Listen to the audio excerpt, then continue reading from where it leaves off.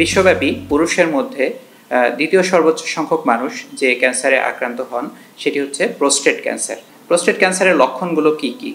Prostate ক্যান্সারের লক্ষণগুলোর আসলে প্রাথমিক অবস্থায় তেমন কোনো লক্ষণই প্রকাশ পায় না, কিন্তু যদি স্থানীয়ভাবে বিস্তৃত অবস্থায় থাকে তাহলে কিছু লক্ষণ প্রকাশ পেতে পারে। এর মধ্যে অন্যতম হচ্ছে ঘন ঘন প্রস্রাব হওয়া, প্রস্রাব ক্লিয়ার না হওয়া, প্রস্রাব হয়ে যাওয়ার পরও ফোঁটায় ফোঁটায় প্রস্রাব পড়া, এরপরে প্রস্রাব ধরে রাখতে না পারা, প্রস্রাবের সাথে রক্ত যাওয়া বা পুজ যাওয়া ইত্যাদি। প্রতিটি পুরুষই তার পুরুষ হরমোন দ্বারা নিয়ন্ত্রিত এই প্রোস্টেট গ্রন্থি শরীরে বহন করেন। তো প্রোস্টেট গ্রন্থি একটি কাঠবাদাম আকৃতির একটি গ্রন্থি, যেটি আমাদের মূত্রথলির নিচের অংশের সাথে যুক্ত থাকে এবং এই প্রোস্টেট গ্রন্থিটা বয়স বাড়ার সাথে সাথে প্রতিটি পুরুষেরই এই গ্রন্থিটা বাড়ার একটি সম্ভাবনা থাকে। প্রোস্টেট ক্যান্সার ছড়িয়ে পড়লে আরও কিছু লক্ষণ প্রকাশ পেতে পারে, যেমন দুই কুস্কি ফুলে যেতে পারে, যেমন মেরুদণ্ডের নিচের অংশের যেই হাড্ডি রয়েছে সেখানে ব্যথা হতে পারে এবং দুই পাও ফুলে যাওয়ার সম্ভাবনা থাকে। প্রোস্টেট ক্যান্সারের কারণগুলো কি কি? প্রোস্টেট ক্যান্সারের উচ্চ ঝুঁকির কারণগুলোর মধ্যে সবচেয়ে সর্বপ্রথম যেটি দায়ী সেটি হচ্ছে পুরুষ হরমোন, যেটাকে আমরা টেস্টোস্টেরন বলে থাকি। তো প্রতিটি পুরুষই প্রোস্টেট ক্যান্সারে আক্রান্ত হওয়ার ঝুঁকিতে রয়েছেন এবং দেখা যায় যে যত মানুষ প্রোস্টেট ক্যান্সারে আক্রান্ত হন তাদের 60%-এর বয়সই 65 বছরের উপরে, এবং দেখা যায় যে 40 বছরের নিচে প্রোস্টেট ক্যান্সারে আক্রান্ত হওয়ার প্রবণতা নাই বললেই চলে। এছাড়াও যাদের পারিবারিক ইতিহাস রয়েছে, যেমন কারো পরিবারে ভাই, চাচা, দাদা, নানা, মামা কেউ যদি প্রোস্টেট ক্যান্সারে আক্রান্ত হয়ে থাকেন, তার আক্রান্ত হওয়ার সম্ভাবনা অন্য সাধারণ মানুষের তুলনায় 9 গুণ বেশি হতে পারে। কিছু জিনগত ব্যাপার রয়েছে, যেমন HPC1, BRCA1, 2, এই জিনগুলো প্রোস্টেট ক্যান্সারের জন্য অনেক ক্ষেত্রে দায়ী হতে পারে। এরপরে যারা বিভিন্ন যৌনবাহিত রোগে আক্রান্ত তাদের ক্ষেত্রেও হতে পারে। তাছাড়াও যারা স্থূল এবং কম শারীরিক পরিশ্রম করেন, এছাড়াও যারা তেল চর্বি জাতীয় খাবার বেশি খেয়ে থাকেন, যারা ইতোপূর্বে পেলভিক রিজিয়নে রেডিওথেরাপিতে উন্মুক্ত হয়েছেন, তাদেরও প্রোস্টেট ক্যান্সারের ঝুঁকি অন্যান্যদের তুলনায় বেশি থাকে। প্রোস্টেট ক্যান্সার শনাক্তকরণের জন্য যাদের মধ্যে প্রোস্টেট ক্যান্সারের লক্ষণগুলো বিদ্যমান রয়েছে তারা নিকটস্থ কোনো ডাক্তারের শরণাপন্ন হবেন এবং ডিআরই, ডিজিটাল রেকটাল এক্সামিনেশন নামক এক ধরনের শারীরিক পরীক্ষার মাধ্যমে আমরা ধারণা করতে পারি তার প্রোস্টেট ক্যান্সার হয়েছে কিনা। এরপরে আমরা পিএসএ পরীক্ষার মাধ্যমে আমরা বুঝতে পারি যে তার প্রোস্টেট ক্যান্সার হলেও হতে পারে। এরপরে আমরা নিশ্চিত হওয়ার জন্য যে পরীক্ষাটি করি সেটা হচ্ছে প্রোস্টেটিক বায়োপসি। প্রোস্টেটিক বায়োপসিটা দুইভাবে করা যায়। একটি হচ্ছে ট্রান্সরেক্টাল বায়োপসি অফ প্রোস্টেট, আরেকটি হচ্ছে trans urethral biopsy of prostate.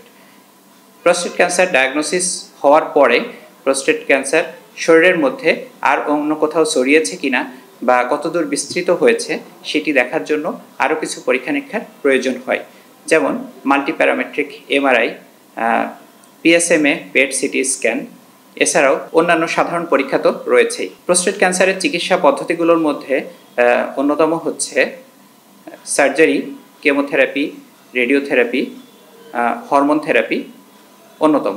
Prostate ক্যান্সারের চিকিৎসা পদ্ধতিগুলোর মধ্যে অন্যতম হচ্ছে hormone therapy, radiotherapy, surgery, chemotherapy অন্যতম। হরমোন থেরাপি কয়েকভাবে দেওয়া যায়, যেমন এটি সার্জারির মাধ্যমেও করা যায়, আবার বিভিন্ন ধরনের ঔষধ রয়েছে যার মাধ্যমে করা যায়। এছাড়াও রেডিওথেরাপি দিয়েও হরমোন থেরাপি দেওয়া যায়। তবে আমরা প্র্যাকটিক্যালি যেটা সবচেয়ে সেফ এবং সবচেয়ে বেশি যেটি বিশ্বব্যাপী ব্যবহৃত হয়ে থাকে সেটি হচ্ছে anti androgen hormone. Anti androgen হরমোনগুলো কয়েক রকম হতে পারে, যেমন আমরা ওরাল থেরাপি হিসেবে নেওয়া যেতে পারে, তবে সবচেয়ে ভালো যেটি ইনজেক্টেবল যেই অ্যান্টি অ্যান্ড্রোজেন ড্রাগগুলো রয়েছে সেগুলো আমরা নিতে পারি। সেগুলো বিভিন্ন ফর্মে পাওয়া যায়। প্রোস্টেট ক্যান্সারের চিকিৎসায় যে পদ্ধতিগুলো ব্যবহৃত হয়ে থাকে সেটি হচ্ছে hormone therapy, chemotherapy, radiotherapy, surgery অন্যতম। হরমোন থেরাপি বিভিন্নভাবে করা যায়, যেমন মেডিসিন দিয়ে, যেমন সার্জারির মাধ্যমে, যেমন রেডিওথেরাপির মাধ্যমে।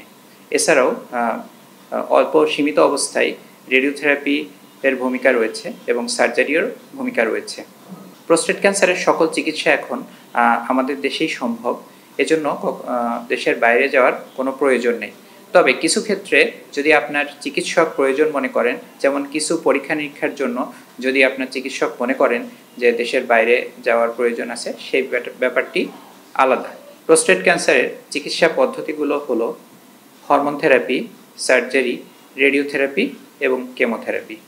হরমোন থেরাপির মাধ্যমে একজন প্রোস্টেট ক্যান্সারের রোগী দীর্ঘদিন ভালো থাকতে পারেন এবং তিনি একজন স্বাভাবিক মানুষের মতোই জীবনযাত্রা অতিবাহিত করতে পারেন।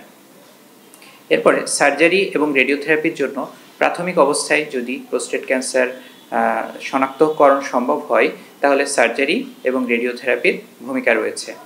এরপরে যেসব ক্ষেত্রে প্রোস্টেট ক্যান্সার ছড়িয়ে পড়ে বা হরমোন থেরাপিতে আর নিয়ন্ত্রণ করা সম্ভব হয় না, সেক্ষেত্রে কেমোথেরাপির প্রয়োজন পড়তে পারে। এছাড়াও প্রোস্টেট ক্যান্সারের ক্ষেত্রে আমরা বেশিরভাগ ক্ষেত্রেই দেখি যে অধিকাংশ মানুষই বোনসে মেটাস্ট্যাসিস নিয়ে আসেন বা হাড়ের মধ্যে ছড়িয়ে নিয়ে আসেন। সেক্ষেত্রে আমাদের কিছু আলাদা মেডিকেশনের প্রয়োজন হয়, তো সেটাও প্রোস্টেট ক্যান্সারের চিকিৎসায় গুরুত্বপূর্ণ ভূমিকা পালন করে। প্রোস্টেট ক্যান্সার চিকিৎসার মাধ্যমে ভালো হওয়ার সম্ভাবনা কতটুকু? প্রোস্টেট ক্যান্সার চিকিৎসায় যদি প্রাথমিক অবস্থায় বা স্থানীয়ভাবে বিস্তৃত অবস্থায়ও কেউ আসে, তাহলে দেখা যায় যে শতকরা প্রায় শতভাগ মানুষই অন্তত 5 বছরের বেশি তারা ভালো থাকতে পারেন। কিন্তু যদি ছড়িয়ে পড়ে, বিশেষ করে শরীরের অন্যান্য অঙ্গ প্রত্যঙ্গে যদি ছড়িয়ে পড়ে, তাহলে সেক্ষেত্রে এই ভালো থাকার সম্ভাবনাটা অনেক কমে যায়। কিভাবে আমরা প্রোস্টেট ক্যান্সার প্রতিরোধ করতে পারি? আমেরিকান ক্যান্সার সোসাইটির মতে যাদের পারিবারিক ইতিহাস রয়েছে বা যাদের প্রোস্টেট ক্যান্সারের কোনো লক্ষণ রয়েছে, বা এমনিতেই একজন পুরুষ মানুষ যার বয়স 45 থেকে 50 এর মধ্যে থেকে শুরু করে প্রতি বছর তিনি অন্তত তার শারীরিক পরীক্ষা করাবেন। শারীরিক পরীক্ষার মধ্যে ডিজিটাল রেকটাল এক্সামিনেশন অবশ্যই থাকতে হবে এবং পিএসএ পরীক্ষা করার মাধ্যমে প্রতি বছর তিনি তার প্রোস্টেট ক্যান্সারের সম্ভাবনা আছে কিনা সেই ব্যাপারটি পরীক্ষা করবেন। এরপরে যদি তার কোনো ধরনের সম্ভাবনা থেকে থাকে, তাহলে তাকে বায়োপসি পরীক্ষার মাধ্যমে নিশ্চিত হতে হবে যে তার আদৌ প্রোস্টেট ক্যান্সার রয়েছে কিনা।